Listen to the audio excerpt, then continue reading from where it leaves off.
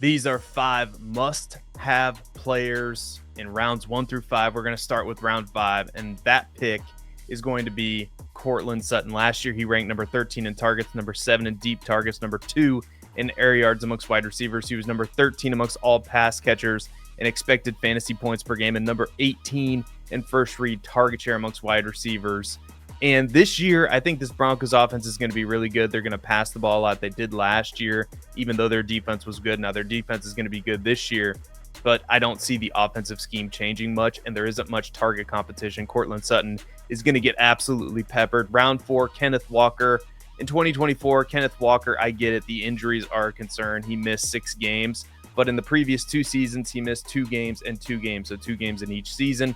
The offensive coordinator, Klint Kubiak, I think is going to be a really good thing for Kenneth Walker. I think it's a really good scheme fit. If you look at what Klint Kubiak's done in the past with his running backs, Alvin Kamara in 2024 finishes the RB5 in fantasy points per game. In 2021, when he was the offensive coordinator in Minnesota, Dalvin Cook finishes the RB5 in fantasy points per game, and the usage is around a 70% opportunity share for both of those players. I think that's what could be in store for Kenneth Walker this year. Round 3, we're going boring but reliable and steady. Kyren Williams, good offense, going to get a ton of volume in that offense, probably going to get double-digit touchdowns. In round 2, it's Drake London. I mean, the target share is going to be off the charts. You could argue Drake London should be a first-round pick, but he's consistently being ranked in round 2 by many, many people out there. Drake London last year finishes the wide receiver 5, wide receiver 13 in fantasy points per game, finished number 3 amongst wide receivers in targets, number 6 in target share, and there is no one else in this offense.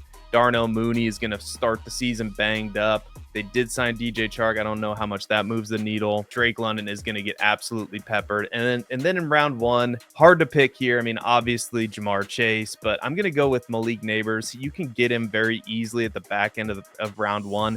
Everybody's worried about the quarterback situation. I don't understand why we weren't worried about the quarterback situation last year when we were drafting him in round 3 and round 4.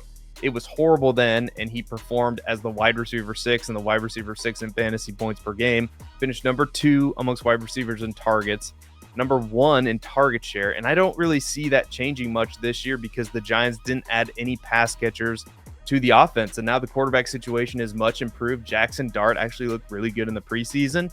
I think Malik Neighbors has a chance to finish as the wide receiver 1 overall this season. Let me know what you think in the comments.